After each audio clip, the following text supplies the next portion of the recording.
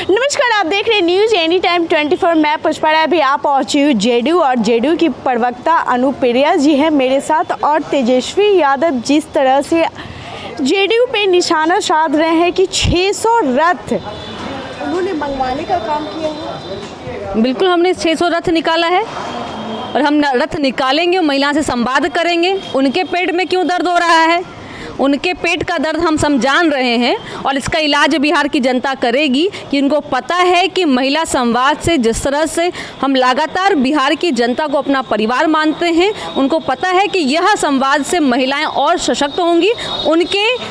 उनके मजबूती में जो त्रुटियां या मैं कह सकती हूँ जो कमियां रह गई हैं, उसको मजबूती के लिए नीतीश कुमार जी और मजबूत योजना लेके आएंगे, जिससे उनकी चिंता और बढ़ेगी, उनके दिव्य सपने पूरे होने में और लंबा समय लगेगा। यह चिंता दिखा रहा है कि 600 रथ की जो यात्रा है वो उनके सर का दर्द हो गया है। आपने बोला 600 रथ मैंने मंगवाया, बिल्कुल मंगवाया है, लेकिन वो बोल रहे हैं कि पैसों की उगाही की जा रही है। 600 रथ उस पैसों से आई है। 600 रथ बुला करके कागज पे घर में नहीं रख लिया, हमने वह पैसा जनता के बीच जाकर के, शायद उनको यही अंतर है आरजेडी और जेडीयू के कार्यशैली में। आरजेडी के पैसा का मतलब होता है परिवार की संपत्ति, आरजेडी की सत्ता का मतलब होता है परिवार के लोगों को सत्ता में स्थापित करना। लेकिन हमारी मंशा यह है कि बिहार की वो तमाम महिलाएं जो बिहार में रहती है वो हमारी बहनें हैं, हमारी बेटियां हैं, हमारे परिवार का हिस्सा हैं। हम उनसे सीधा संवाद करेंगे,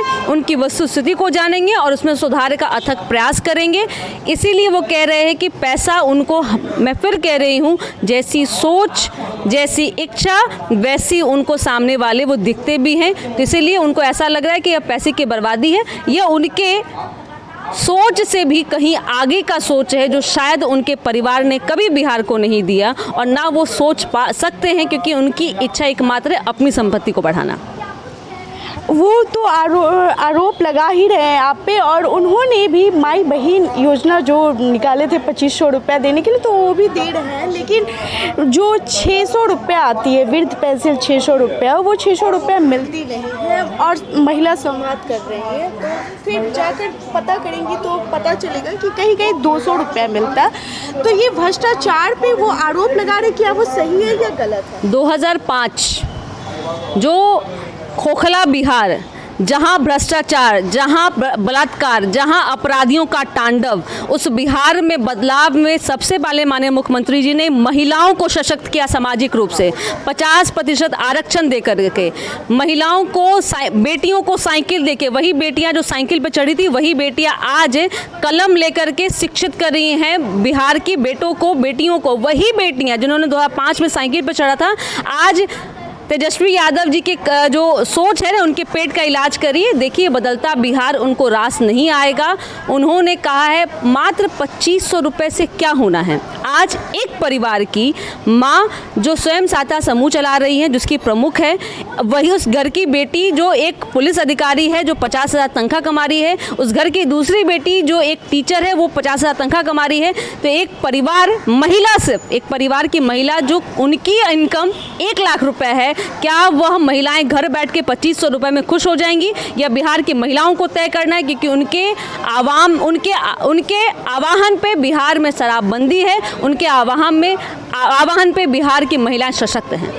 आपने बोला 2500 रुपये में जो सरकारी नौकरी करती है वो महिलाओं के लिए बोले, लेकिन जो महिला नौकरी नहीं करती है, पढ़ी लिखी नहीं हुई है, जो महिला जाएगी कहाँ? जो 5 किलो अनाज में मिलता है तो 2 किलो मिलता है, और वो 5 किलो अनाज में कीड़ा बहुत सारा लगा हुआ है। तो वो चीज़ अभी मतलब आ रही है बातें निकल कर, तब मैं पूछ रही हूँ। बहुत धन्यवाद कि आपने उन विषयों को हमारे समकक्ष रखा। यही हमारा काम है, यही महिला संवाद की यात्रा का यही मंशा है कि कहाँ पे हमारी सरकारी योजनाओं में त्रुटि हो रही है, कहाँ हमें और सशक्त होने की ज़रूरत है। फिर मैं कहती हूँ कि आप कल्पना कीजिए इस महंगाई के दौर में क्या एक 2500 रुपये से क्या पूरा परिवार चल जाएगा, जहाँ एक ही परिवार की, आपने मुझे उस और भी दृष्टि दिखाया कि जहाँ महिलाएं नहीं कमा रही है। यही हमारी मंशा है, इसीलिए हमने 35% आरक्षण दिया है। आप किसी जाति समाज से महिला आती है, इसके लिए हम चिंतित नहीं, आप किसी भी समाज से आती हूँ। 35% आरक्षण कागजों के बल पे तो मिल गया है, लेकिन जो जमीनी स्तर है वहाँ पे जाने पे पता चलता महिलाओं को बहुत दबाया जाता, बहुत प्रताड़ित किया जाता है। मुझे लगता है कि ऐसे विषयों पे हमारी पुलिस प्रशासन बहुत ही मुस्तैदी के साथ में है, क्योंकि हमारे नेता का एक संकल्प है कि बेटियों के स्वाभिमान के लिए सरकार खड़ी है।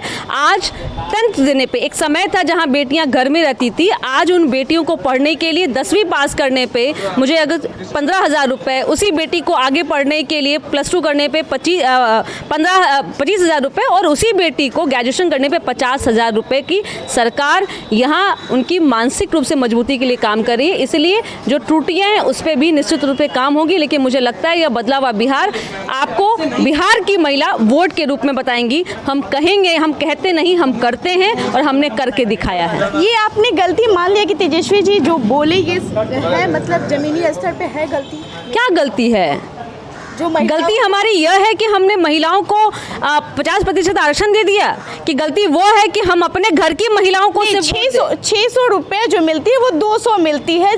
जमीनी स्तर पे जाकर पता चला, ठीक है, हम लोग भी गए तो वहाँ पे पता चला, और उन्होंने यही आरोप लगाया कि वो पैसों की उगाही करते हैं और वहाँ पे जो है भ्रष्टाचार। तेजस्वी जी से आग्रह है, विनती है, अनर्गल प्रलाप ना करें, बोलना है तो आंकड़ों के साथ बोलें, झूठ बोल के बिहार की जनता को दिग्भ्रमित नहीं करें। बहुत प्रबुद्ध है, उन्होंने देखा है उस जंगल राज को, अब उनके दिव्य सपने के चक्कर में नहीं पड़ेंगे। झूठा फरेब की राजनीति उनको मुबारक, लेकिन बिहार की जनता जानती है कि सशक्तिकरण का मतलब सिर्फ और सिर्फ नीतीश कुमार है।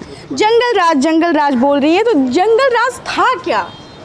मुझे लगता है कि यही जंगल राज था कि तेजस्वी जी 90 से 2005 की बात करते ही नहीं हैं। मैं आपके चैनल के माध्यम से पूछना चाहूँगी कि इतना हिम्मत है, अगर जंगल राज नहीं था तो 90 से 2005 की बात करें, सिर्फ 17 महीने की बात क्यों करते हैं?